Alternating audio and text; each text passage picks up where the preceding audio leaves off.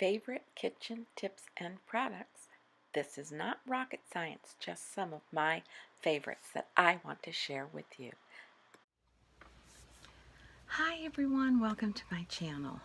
If you're new, welcome. If you like this video, give it a thumbs up. I want to talk to you today about a couple of my favorite items that I use in the kitchen and some of my most favorite tips that I have learned about years ago and that I do all the time in the kitchen. And these items are just items that I don't think I really want to do without in the kitchen. So first of all, I think what I will do is share with you a couple of the newer items that have come across my way in the last year. This is not a sponsored video in any means. It's just products that I have come across and I do like. First of all, Grove Collaborative, I think it's called, sells Mrs. Meyer's products. Some of these products you can find at Target, and some of them I do, and then some of them I do order. Right now, one of my favorite scents, apple cider soap detergent for washing dishes, and they have hand soap in all kinds of scents. And normally I use the Mrs. Meyer's lavender scent. I love it, love it, love it. It just makes the task of doing dishes a little easier. But for right now, for the fall season, as you can see, it's the fall, even in my little filming room. I love to use Mrs. Meyer's, and the apple cider scent is really, man, it just makes you want to drink a glass of apple cider. One of my favorite products in the kitchen is a microplaner. Now, I have had this microplaner for years and years and years, and I probably bought it, oh my goodness, 12, 14 years ago, and I actually bought it from a store called the Kitchen Collections, and I don't even think there's any in the area that I live in right now. That I'm not even sure they're in business anymore, but these microplaners you could even buy at the hardware store. But I keep the cover on it because this particular portion of it is very sharp and the back side is very smooth. Now, I use my microplaner routinely for things such as peeling off the lemon peel, the lime peel, shredding fresh garlic and fresh ginger. And I do keep my ginger in the freezer. I just buy it, I clip off the ends, and then when I want it, I just grab that fresh ginger and just use my microplaner, and it's great. Even to make a hot cup of fresh ginger water. It's great for you, and it tastes so good with a little bit of honey in it, and just let some of that ginger just filter inside, you know, a little teaspoon, and just soak it in the water. It's really tasty. And so that's what I use my grater for. Now, a lot of times, I will admit it, I will buy a jar of chopped up garlic in water and use that when I'm cooking because it's convenient, it's easy, but there is nothing better than cleaning a clove or two of fresh garlic and just grating it with your planer. And then all you have to do is just swipe whatever hanging back there and put it into your pot, and it's fresh is the best. And so this is an excellent handy tool in the kitchen. Also in the kitchen, another great tool is a hamburger meat masher. A great handy tool in the kitchen to just break up that ground beef or ground pork or sausage or whatever. This is from Pampered Chef, but you can get these on Amazon. Now, this happens to be from Pampered Chef, but I believe you can get these at several other places, Amazon included. And I bought this because I worked when I was working in the OR, you know, there's a large group of people that we work with, and somebody's always selling something. And, you know, you feel like you buy from one, you can't say no to another. And so one month, just was a lot of different sale parties going on. And I thought, oh, I have a lot of Pampered Chef. I just bought all my spices from there. And what do I need? Oh, I'll just buy this. Probably never use it, but at least I'm not breaking the bank on it. And I love this particular item. It's so great when you put some ground meat, ground sausage, anything ground in a pan, and you're sauteing it, breaking it up to cook it, and you just use this. It breaks the meat apart and separates it beautifully. It works great. I love it. Handy tool in the kitchen. One of my other favorite items that I don't happen to have here, because I think it was in the dishwasher and I didn't grab it, is my peeler. I have a KitchenAid peeler that has a very broad handle on it. It fits comfortably, the blades are sharp, and it makes peeling go 1, 2, 3. And if you don't have a good sharp peeler, or you have one that's uncomfortable for your hand, you're not going to like the task that you're doing. Trust me, I've had to peel I don't know how many potatoes over the course of my lifetime, and those old rickety handhelds are horrible, but a good handheld peeler, zip zip, comfortable on the hand, leaves no blisters. And the one that I have that I really, really like is the KitchenAid, so that might be something that you might want to look for, because that KitchenAid peeler I've had for quite a while, and it's just great.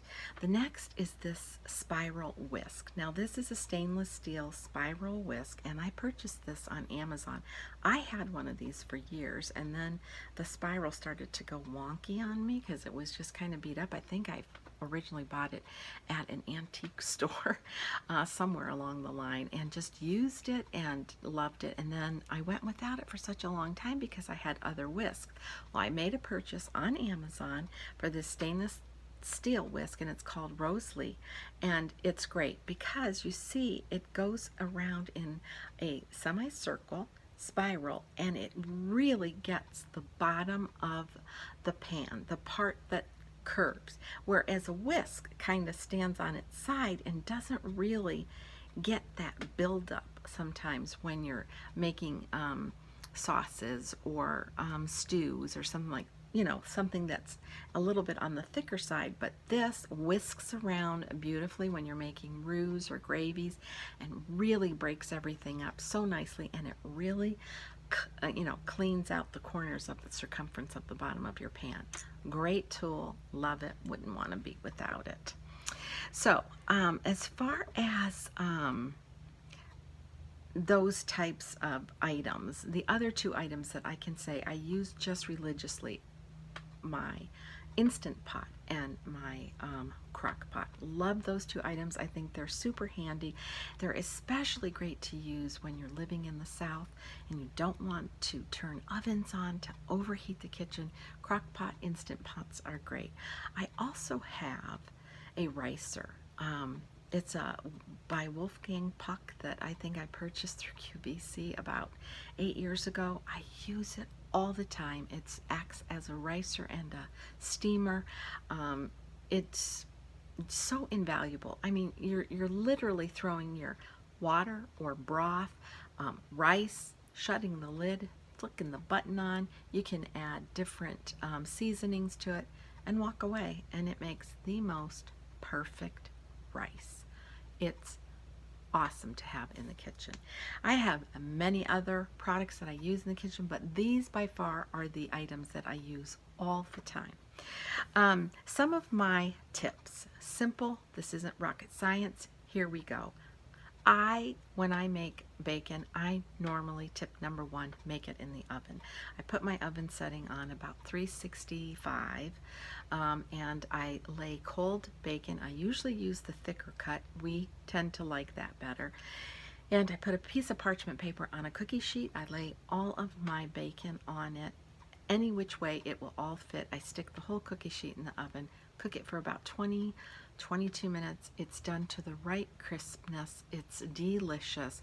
I remove it onto a paper towel, drain the excess fat, and then I pour the remainder of whatever fat was collected onto the parchment paper into a mason jar that I keep in my refrigerator with a lid on it. And when I want to flavor something with bacon, like if I'm making potatoes or refried beans or anything that I need a little bit of dripping, or maybe I need a piece or two of bacon and I don't necessarily have it, I will use that bacon grease. Oh, okay, it's not that great for your figure, okay, but a little bit every now and then really, really kicks up the flavor. And a lot of times if I'm making stew in my crock pot and I just want to just kick up that broth flavoring to it, I just add just a little teaspoon or a half a teaspoon of the bacon fat, and it melts in and it just gives everything a great flavor. So that's a simple, easy tip. Keep it in the refrigerator because then it won't go rancid, and then you can just remove what you need for your cooking.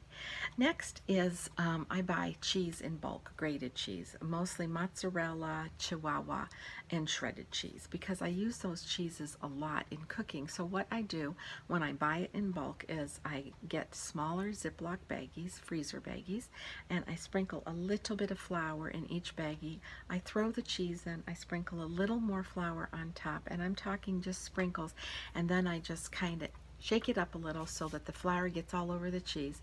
I zip them up, I lay them flat on a cookie sheet, I send them to the freezer, freeze them, and then I transfer these frozen cheese bags into a larger Ziploc bag. And when I need them, I usually pretty much do them in 2-cup increments, between 2 and 3 cups, whatever fits into the size freezer bag that I'm using. 3 cups is usually what I use in cooking a recipe. So then I can just remove a baggie that's been frozen, and what that flour does is it keeps the cheese separated so that when it's freezing in the freezer and the moisture gets on it, that flour just kind of keeps it separated so it doesn't all clump up. It's great. And when you're ready to thaw it out, you just thaw it out, and if you want to eat it just plain or on top of a tortilla and melt it down, the flour does nothing to the cheese. It just really helps keep it so it doesn't gloop all up. So that's a great tip, and it's a great way to get that bulk cheese that you can save money buying and keep it, especially in the freezer. Also in the freezer, when you open a can of tomato paste, if I just need a tablespoon of that tomato paste, or I need half a can, I never throw away the rest of the can. I just take a piece of saran wrap, cut it off, and I store the tomato paste in about 1 to 2 tablespoon sections, and then I just fold the saran wrap over, and then I keep it into another freezer bag just to double secure it. And then when I need it, I just take it out and I cut a chunk off, whatever I think I need. If I need a couple of tablespoons, then I put the whole thing. Use it for stews, for sauces, for soups. It's just a great way not to waste the extra tomato paste. A lot of times I keep on hand a tomato paste tube in the refrigerator, so if I'm going to make some Mexican rice, or I want to flavor something with a little bit of, tomato paste, I use the tube. But if I don't have it, then I can just go to the freezer and take what I've frozen in there. Always keep nuts in the freezer. I keep large bags of pecans, walnuts, peanuts. And the other thing that's really handy is if you buy trail mix in bulk and you want it to really stay totally fresh, you need to freeze it. And what I do is buy the snack size Ziploc baggies, and I store the trail mix inside these Ziploc baggies, and then I put them into a large Ziploc baggie, and when I want them, I just grab one, stick it in my purse. If I know I'm going to be going out for the day and I might want to just grab a cup of coffee and have a little snack, or it's just great to have a snack later in the afternoon, you just take it out of the baggie, and in the freezer it stays fresh, because oils in nuts can go rancid. And if you have a pantry like I have a pantry, I have no ventilation in that pantry. I have the pantry door, but there's no air conditioning that actually gets in there. And a couple of days this summer when it was really hot outside, that back brick wall of mine faces the sun where the pantry is, and the room itself can get really hot. So I don't like to store anything in there that I think could potentially speed up the process of it going bad. So I keep things like that in the freezer, and it's just a great way to have a snack. It's a great way that everybody's not sticking their hands into the big batch of trail mix, and you just have them in individual baggies. It's just a great tip. Bananas. And in a week or so, I'm going to share my favorite banana recipe, banana bread recipe with you. There are so many out on the market, but this one I absolutely love because it's supposed to be a replica of the banana bread from Starbucks, and I love that banana bread, and it's so, so good. And I do store my ripened bananas that we've had out on the counter in the freezer. And what I do, you can do this one of two ways. You can take the banana out of the peel and put it into a Ziploc freezer bag and store it that way. Or you can just take the whole banana, peel and all, stick it in the freezer bag. I usually do 3 to a bag because that's what my recipe calls for. And zip it up, stick it in the freezer bag, and then when you want to make banana bread, if you're going to make a double batch, you just pull out 2 of those bags. And yes, it's gross looking. Yes, they're brown. And yes, it looks like, how am I ever going to use this? You just take the banana out of the peel, let it set to the room temperature for 10 minutes or so. It'll come right out. It's very watery, moistened, brown, yucky, but it comes right out of the peel, and you just smash it down, and who cares what it looks like, because when the finished product is done, it is a beautiful banana bread, and it is delicious and super banana-y. So I love to store my unused bananas in the freezer. Also, another great tip that I learned a couple of years ago, when we were living in Illinois, we had a raised bed garden that my husband built. It was really beautiful, and we just had such great products come from that raised bed garden for 10 years, and I had a very large herb garden. And so I would plant a lot of Italian flat leaf parsley and cilantro. And what I do when it's time to cut it, because you always would get so much of it, just to have fresh in the house. Now you can do this with basil, you can do this with parsley, you can do this with cilantro. Is I take a vase, I have a vase about this big, clear little vase, and it's actually a creamer. And I use this all the time. You can use a mason jar. It just doesn't matter. But you just clean the stems off of any leaves, because that's what makes the water kind of get mucky. Fill your little mason jar, whatever you're going to use, with water, and then put your cleaned stems inside and leave the leaves just loose. Take a Ziploc baggie and just put it over the top of the leaves. I put it on the very top of my refrigerator shelf towards the back. So, you know, to avoid any accidents of anyone hitting it or, you know, it spilling. But it will last like that in your refrigerator for, oh, I hope I didn't say the word freezer. I meant you put it on your top shelf in your refrigerator for a good 2 weeks. Every 2 to 3 days, just refresh the water. Dump out the old, put some new water in, stick your stems back in, and when you need fresh parsley or basil, you just grab a chunk off, put the plastic bag over it, back in the refrigerator. It's a great way to keep your produce fresher. I think it stays fresher doing it that way than wrapping it up in paper towels and then sticking it in your refrigerated drawers. It just lasts longer, and it's good on the second week going into when you first bought it fresh from the grocery store. So that's a tip that I've done for years and years, and I love doing that because it lasts longer. Then I'm not throwing away a half a batch of what now is no longer good flat leaf parsley or cilantro. Works great, and basil also works great. Next, we talked about the shredded cheese. Oh, my favorite tip. You know, when you buy hard cheese at the store, and if you're buying especially specialty cheese like Parmesan Reggiano or peppercorn or the black balsamic vinegar and pepper cheese, any hard kind of cheese, you get down to that rind to about 1.5 to 2 inches, and it's really hard, and it's even hard to grate. Now, we love fresh Parmesan Reggiano in our spaghetti sauce. We love it on top of our pasta. We love it on top of our soups, our salads. So I always have fresh Parmesan Reggiano, but I get that rind and it seems like, okay, what do I do with that? Freeze it. Don't ever throw that away. That is loaded with flavor.